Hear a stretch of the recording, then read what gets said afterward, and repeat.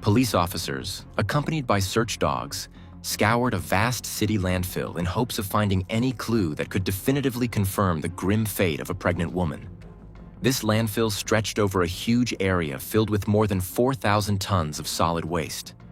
From the very start, their mission felt like searching for the proverbial needle in a haystack. Indeed, it seemed nearly impossible to find something as small as a scrap of clothing, let alone the remains of a missing woman. Nevertheless, despite the daunting odds, the officers persisted, methodically combing through endless heaps of discarded trash.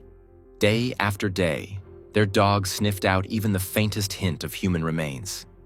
Weeks turned into months, and morale sometimes wavered under the oppressive heat and the sheer volume of waste. Then, after 2 full months, a breakthrough changed everything. One of the lead detectives spotted a discolored, tangled mass that appeared to be human hair. On closer inspection, they realized it was not just hair. It was part of a severely damaged human body. Thanks to a combination of dental analysis and other forensic methods, experts ultimately confirmed the worst. The remains belonged to pregnant Lori Hacking. Imagine, if you will, the picture-perfect couple. 2 people deeply in love, united in marriage, and joyfully expecting their first child. Their life appears to be on the brink of a new and blissful chapter. Then, in the blink of an eye, that bright image is shattered, leaving only confusion and heartbreak. The enchanting wife abruptly vanishes. The devastated husband is left in a haze of despair. The police, despite their best efforts, cannot find any immediate explanation for what happened. This is where our story begins. The story of Mark and Lori Hacking, 2 young, successful, and seemingly happy individuals whose life together was admired by everyone around them. Yet, one fateful July morning in 2004 would redefine everything. Lori went out for a jog and never returned. Mark Hacking came into the world on April 24, 1976, in the city of Orem, Utah, in the United States. He was the 5th child in a devoted and deeply religious Mormon family headed by Doug and Janet Hacking. With 7 children in total, 4 sons and 3 daughters, the Hacking household was vibrant, active, and guided by the principles of the Church of Jesus Christ of Latter-day Saints. This strong affiliation with the Mormon faith shaped every aspect of family life, from daily prayers and church attendance to communal gatherings where faith and family were at the center of every conversation.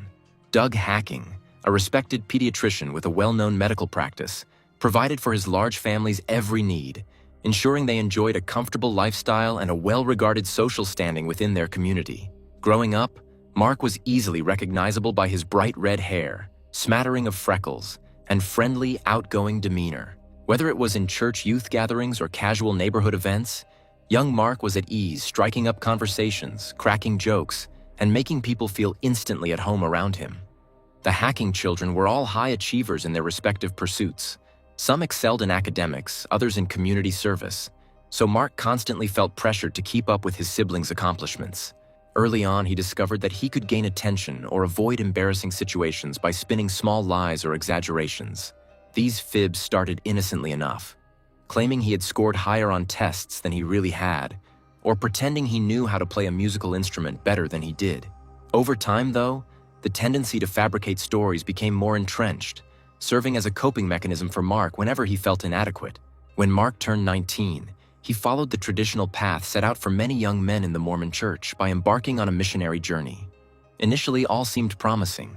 His outgoing personality helped him connect with new communities, and he found success in drawing people to the faith. Fellow missionaries spoke of his easy rapport with strangers and his knack for storytelling, which, despite often being more embellished than strictly factual, proved compelling. Yet the bright veneer eventually cracked. After sunset, Mark would occasionally break mission rules by socializing, attending parties, and engaging in activities the church frowned upon. Word of these breaches in conduct soon reached his superiors.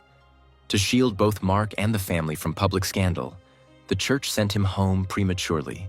Upon his return, Mark resorted to more deceit, insisting it was all a misunderstanding rather than a failing on his part. In stark contrast to the turmoil swirling around Mark's life, Lori Suarez's background seemed simpler and more grounded. She was born on December 31st, 1976 in California, in a significant event that would change her trajectory forever. 4-month-old Lori and her older brother Paul were adopted by Thelma and Harold Suarez. Lori's childhood was marked by both challenges and warmth. In 1987, after Thelma and Harold divorced, Lori moved to Utah with her mother, while Paul remained in California with their father. This separation made her mother-daughter bond grow even stronger, and throughout her teenage years, Lori would lean on Thelma for both emotional and practical support. Lori thrived socially at Orem High School, where her earnestness, kindness, and sincerity drew people toward her almost effortlessly. Classmates spoke of how she radiated positivity, whether through her warm smile or her willingness to stand up for others who felt left out. Elected class representative multiple times, Lori also found passion in sports, particularly baseball, where she dedicated countless hours honing her skills. Yet, life was far from lavish for the Suarez family. Lori had to balance her schoolwork, her extracurricular interests, and a part-time job at a local car wash to help her mother make ends meet. Even so, Lori never lost sight of her dream: to one day marry a boy from her church community, build a loving and stable home, and become a devoted mother to the children she hoped to have. Mark and Lori first crossed paths in high school. Despite being in different grades, they moved in overlapping circles within the Mormon youth community, attending the same dances, weekend outings, and religious study sessions. The spark that flared between them was immediate. People who knew them at the time recall how Mark could make Lori laugh like no one else, his humor and quick wit captivating her from the start. Their courtship was a whirlwind of shared faith, mutual friends, and bonding over hopes for the future. By 1999, 22-year-old Lori and 21-year-old Mark decided to tie the knot, a development that seemed to delight everyone around them. Their families offered enthusiastic blessings. Well-wishers from church praised their devotion to each other, and for a while, it appeared the Hackings were set to thrive both personally and professionally. Their marriage became something of a model union within their religious community. Mark was frequently observed showering Lori with small tokens of affection: flowers, heartfelt notes, or simple acts of kindness. Their joint commitment to their faith led them to teach Sunday school together, where they guided younger members in learning church doctrine. Mark, quick to offer help when parishioners or friends needed a hand, gained a reputation for generosity and service. Lori, meanwhile, completed her studies and landed a job as an assistant at bank. She was diligent and conscientious, applying herself fully to make a stable income for the household. According to Mark, he too was devoting himself to self-improvement, claiming to be enrolled at the university, chasing academic distinction that would elevate their combined future prospects. But this vision of marital and professional harmony existed only on the surface. In a secret that Mark guarded as closely as any he had told before, he had actually dropped out of college back in 2002. Rather than confronting Lori or admitting the truth, he concocted an elaborate charade. Each morning, he would gather his textbooks and leave their home as though heading to campus, sometimes even discussing fictitious classes or imagined professors at the end of the day. Once Lori herself departed for her job at bank, Mark would quietly slip back home, spending the day doing whatever he pleased, reading, playing games, or simply biding his time, before emerging in the late afternoon to return from his alleged lectures. This persistent masquerade spoke to a deeper dysfunction in Mark's psyche, one that grew from a need to be admired, to measure up to perceived expectations. Meanwhile, Lori remained entirely in the dark about his deception, trusting that her husband's words aligned with reality. She continued to labor at her job, saving money for the future they believed was just around the corner. The start of a new life with a baby on the way, a possible move for Mark's postgraduate opportunities, and the promise of an ever closer bond nurtured by their shared faith. All day long, Mark would hole up in the apartment to play video games, immersing himself in fictional worlds while keeping up the charade that he was engaged in serious academic work. Whenever Lori came home in the evening, he would dramatically complain about the many hours he had supposedly spent wrestling with difficult coursework and demanding professors. To underscore his claims, he would sometimes lock himself in a small side room under the pretense of writing papers or completing online exams. This performance further convinced Lori and any friends who came by that Mark was genuinely investing his days in rigorous study, forging a path toward graduation. Sometimes, as part of his ruse, Mark went so far as to arrange rendezvous with Lori on the university campus. On these occasions, they might meet at the student center or pass each other in a corridor as though Mark was on his way to a lecture. He would even point out certain buildings or classroom locations to make everything seem even more believable. This clever choreography gave Lori no reason to doubt him. She had always supported Mark's aspiration for higher education, and she took pride in believing that her husband was on track for a meaningful career. When the time finally came for Mark to graduate from the university, an event that Lori had been joyfully anticipating, he came up with yet another deception. He feigned an illness on the day of the graduation ceremony. He claimed a sudden high fever or a bout of food poisoning prevented him from attending the official walk across the stage. Lori, truly concerned for his health, wholeheartedly believed him. She, along with other family members, decided to host a small celebration later on, hoping to honor his accomplishment once he felt better. To keep up appearances, Mark posed for photos in a rented cap and gown, using a photo editing application to insert the image of a diploma in his hand. He even managed to produce pictures that vaguely resembled the backdrop of a real graduation event. Delighted and utterly convinced by these photos, Lori and the family cheered him on without suspecting a thing. Before long, Mark's claims escalated once more. He began describing supposed trips to various states around the country for interviews at medical universities, each with its own renowned program. The flights and lodging expenses, however, were largely funded by Lori, who spent the bulk of her own salary to underwrite his so-called future. She believed deeply in her husband's ambitions, seeing in him the potential to become a doctor who would follow in his father's footsteps as a respected medical professional. Mark's father, after all, was a pediatrician of high repute, and the family name carried a certain status. Lori's trust in Mark was so absolute that she never considered investigating these trips or asking to see any tangible acceptance letters. In 2004, Mark announced the biggest news yet. He had been accepted to the University of North Carolina at Chapel Hill School of Medicine, specializing in oncology. He claimed to have received glowing references for his commitment and academic achievements. The news spread rapidly among friends and relatives, generating a flurry of congratulations and excitement.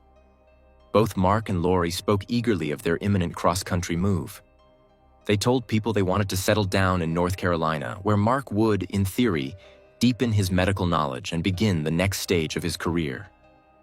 Determined to stand by her husband's side, Lori quit her steady job, an act that demonstrated her full faith in him and her willingness to make sacrifices to see him succeed. By July of that year, the couple hosted a heartfelt farewell party. Family members, church friends, and co-workers gathered to celebrate the bright future that seemed to lie ahead. Adding to the joyful atmosphere was the fact that Lori was pregnant, a development that made the upcoming move feel like a leap into a wonderful new chapter of their lives. Everyone who attended raised toasts to Mark's perseverance and Lori's unwavering support, remarking on how blessed they appeared, both personally and professionally. Yet, beneath this facade of happiness, an unsettling incident unfolded only a few days before they were supposed to leave. On July 16th, while at work, Lori received a mysterious phone call that left her visibly distressed.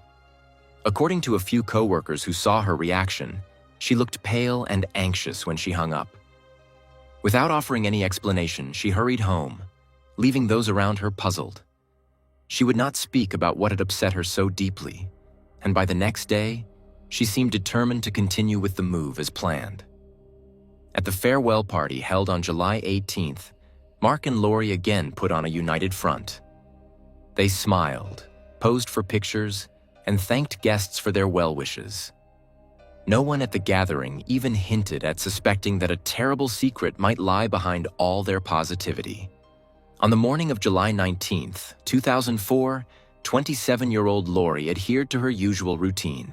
She enjoyed jogging in the Memory Grove area, often choosing the wooded trails for a more leisurely run. She had planned to head straight to her workplace afterward. The night before, she and Mark agreed that he would drive her to her office by 7 a.m., ensuring she arrived on time. However, when Mark woke up that morning, he realized that Lori was nowhere in the apartment. The bed was empty. Her usual belongings were not scattered around as they might be after a nighttime routine, and he simply assumed she was still out jogging. Feeling tired, he went back to sleep, only fully waking again at around 8. When Lori still had not returned by that time, Mark looked out the window and noticed her car was also gone. In his mind, the simplest explanation was that she had decided not to wake him, choosing instead to drive herself to work. Yet by 10:11 a.m., a creeping worry led him to call the police. During that call, Mark stated that Lori had gone for her morning run but never came home, emphasizing how uncharacteristic it was for her to deviate from her schedule or fail to check in. Soon after, he discovered that Lori's work uniform, carefully laid out the night before, remained untouched at home.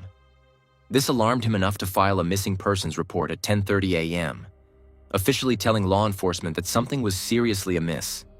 Police officers responded quickly, searching the area near Memory Grove Park. They discovered Lori's car parked near the entrance, yet there was no sign of any struggle or disarray inside the vehicle. It looked as though she had simply pulled in, locked up, and vanished into thin air. Mark, deeply distressed, contacted Lori's family and her co-workers to find out if anyone had heard from her. The unanimous response was that Lori was responsible, punctual, and not at all prone to impulsive or unexplained absences. In light of her pregnancy and her ordinarily reliable nature, alarm bells rang for everyone involved. Mark, along with friends and members of their church community, organized a search of the trails within Memory Grove Park, combing through wooded paths, undergrowth, and adjacent areas. But there was no sign whatsoever of Lori, prompting more intense efforts by local authorities. Almost immediately, detectives noticed discrepancies and peculiar circumstances that cast a shadow of doubt over the case. For instance, Lori's personal belongings, which included her purse with important documents, her wedding ring, and various key cards, had all been left behind at the couple's house. Investigators wondered why she would head out for a morning run without taking items she might normally keep close by, especially her wedding ring and her car-related keys. Further fueling their suspicions was the discovery of a brand new mattress in the bedroom, still with some of its packaging. Mark explained that he had thrown out their old mattress only a few days prior, allegedly because Lori had heavily stained it with blood during her menstruation. He claimed the stain was so severe that it was unsalvageable. When investigators pressed for details, asking where they had slept in the interim days before he bought a replacement, Mark mentioned that they had simply slept on the bare box spring frame, lacking an actual mattress to lie on. Another item that caught the detective's eye was a hunting knife found on the nightstand next to the bed. The blade contained blood traces, and when questioned, Mark insisted that he had used it the previous day for some mundane activity, perhaps cutting some food, leaving the residue behind. Yet the timing seemed remarkably suspect.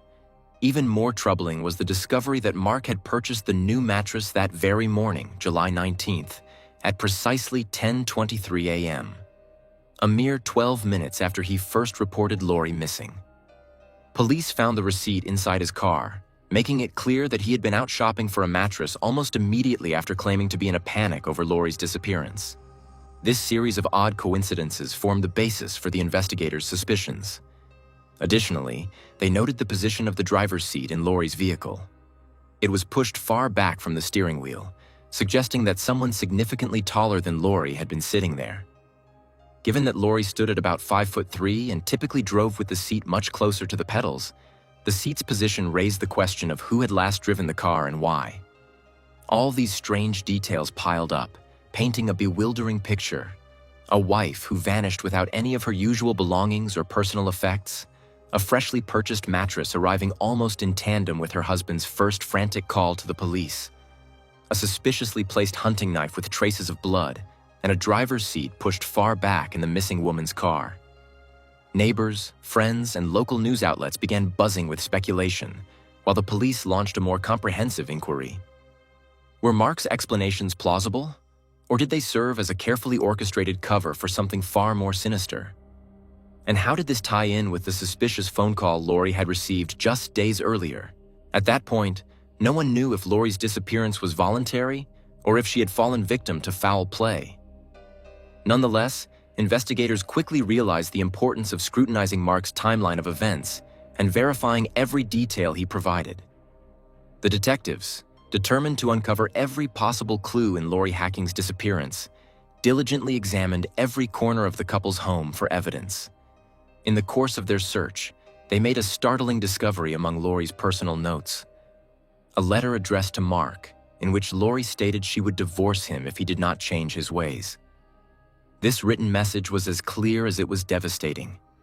It revealed that Lori, who had always been known as caring and responsible, was reaching the end of her patience. Given the letter's ominous tone and the fact that Lori had vanished under such suspicious circumstances, the investigative team's suspicions immediately narrowed to Mark Hacking. They needed to determine if he had played a direct role in Lori's disappearance, or if there was some other explanation for why she had suddenly dropped out of sight. The more they dug, however, the more incriminating information piled up against Mark. Police soon discovered that he had been living a life of relentless deceit. In stark contrast to the impression he had given his wife, family, and friends, Mark was not a rising medical student who had gained admission to a prestigious program in North Carolina. In fact, he had never even completed his undergraduate degree, having dropped out of college almost 2 years prior. Yet, day in and day out, he masked this reality with elaborate stories, meticulous lies, and outright forgeries. The most significant and grandiose of Mark's fabrications came to a head in mid-2004, when he proclaimed he had been accepted to the University of North Carolina at Chapel Hill School of Medicine, focusing on oncology. This new claim took the family by storm, prompting celebrations and well wishes from all corners.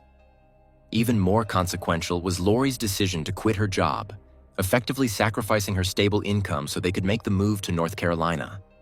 A farewell party was held in July where guests brought gifts, toasted to the couple's supposed bright future, and showered the expectant parents. Lori was 5 weeks pregnant, with love and support.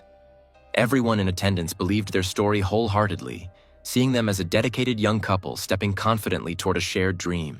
But a moment arrived that would irrevocably change everything.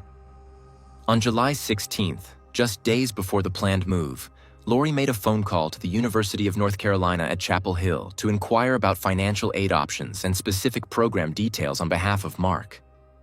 During that conversation, she learned a harrowing truth.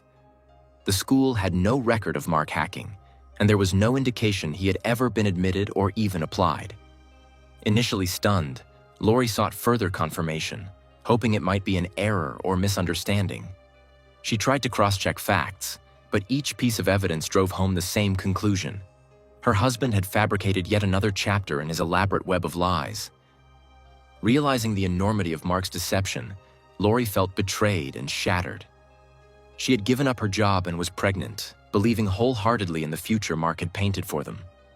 Overwhelmed by anger, sorrow, and disbelief, she wrote him a letter on July 18, clearly stating that she could no longer go on living in a relationship based on deceit. In that letter, she laid out an ultimatum, telling him she was prepared to leave him if he could not change. Despite her fierce love for him, Lori was not willing to resign herself to a life built on a lie, particularly not with a baby on the way.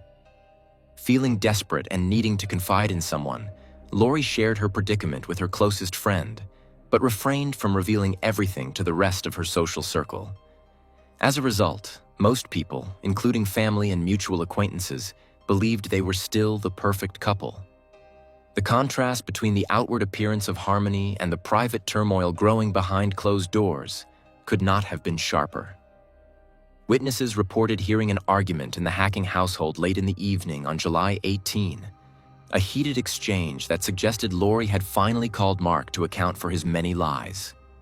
This tension set the stage for the events of July 19, when Lori suddenly and ominously disappeared without a trace. By now, the detectives had acquired powerful indications that Mark was the main suspect. The letter threatening divorce gave Lori a clear motive for confronting him, and Mark, who had built his self-image around misleading everyone, now had a dire reason to take drastic action. The investigation took on a darker cast when forensics confirmed that bloodstains on a hunting knife found in the couple's bedroom indeed belonged to Lori. Further examination uncovered more blood residue in the interior of Mark's car and in a nearby dumpster. The police also discovered a blood-soaked mattress that had been sliced apart, but despite these striking signs of violence, they initially lacked the ultimate proof of a homicide: Lori's body. In the days following Lori's disappearance, Mark's behavior grew increasingly erratic. On July 24th, authorities found him naked in a motel room, wearing only slippers and appearing to be in a state of deep mental distress. After evaluating him, professionals concluded that Mark might be feigning mental illness to evade responsibility. Sensing that he was rapidly losing control of the narrative he had so carefully spun, Mark allowed 2 of his brothers to visit him in the psychiatric facility. Perhaps feeling cornered or grappling with guilt, he finally broke down and disclosed a nightmarish confession. He admitted his years of duplicity, how he had lied about being in college, lied about attending medical school interviews, and how, on the night of July 19th, he had shot Lori in the bedroom while she slept. She had been 5 weeks pregnant. Mark claimed that he believed this to be the only way to stop Lori from exposing his deceptions, which had escalated beyond his ability to contain them. In a chilling step-by-step account, Mark revealed that he had disposed of Lori's body and the blood-stained knife-cut section of the mattress in different dumpsters. Early in the morning, he had driven Lori's car to a nearby park to stage the illusion that she had gone out for a run and never returned. Then, he placed a phone call to the police, feigning panic and concern to solidify his story.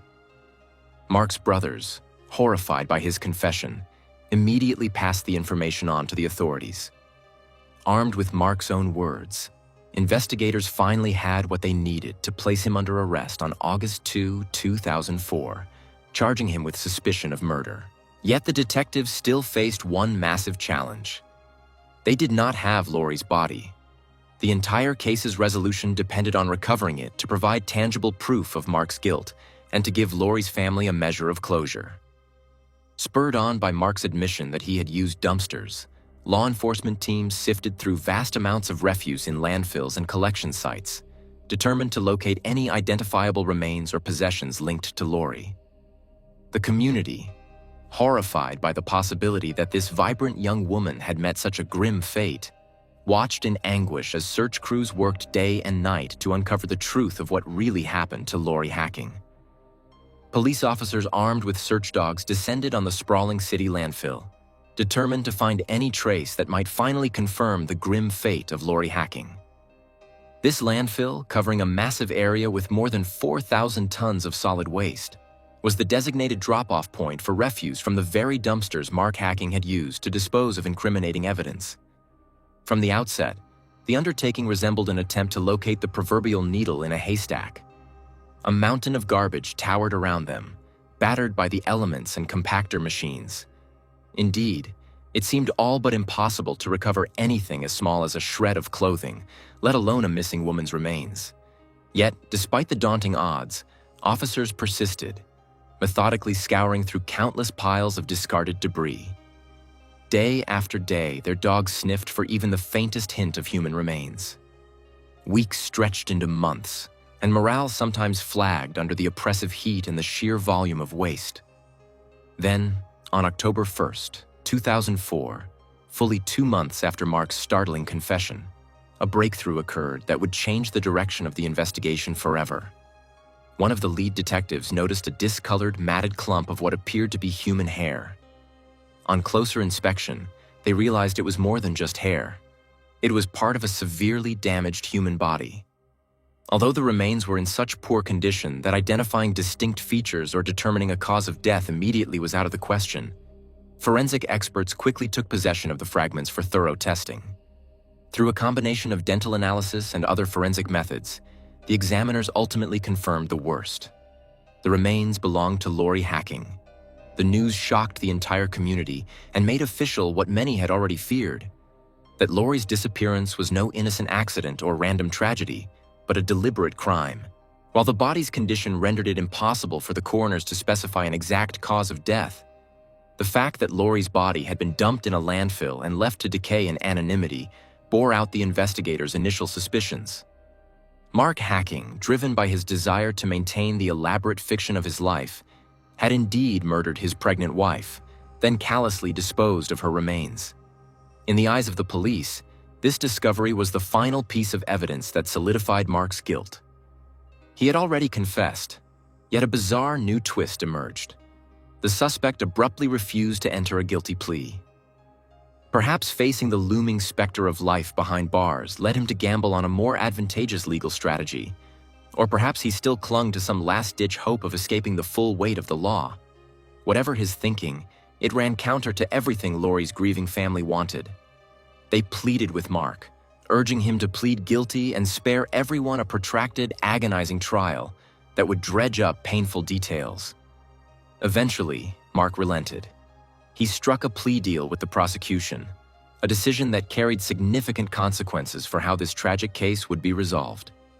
On April 15, 2005, Mark Hacking, by then notorious for both his lies and the cruelty of the crime, stood before a judge and pleaded guilty to the charge of murdering Lori and concealing her body.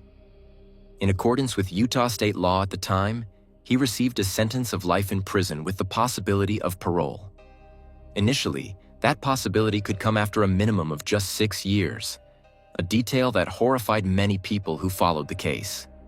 The idea that anyone who killed his pregnant wife could be eligible for parole after just 6 years seems shockingly condescending.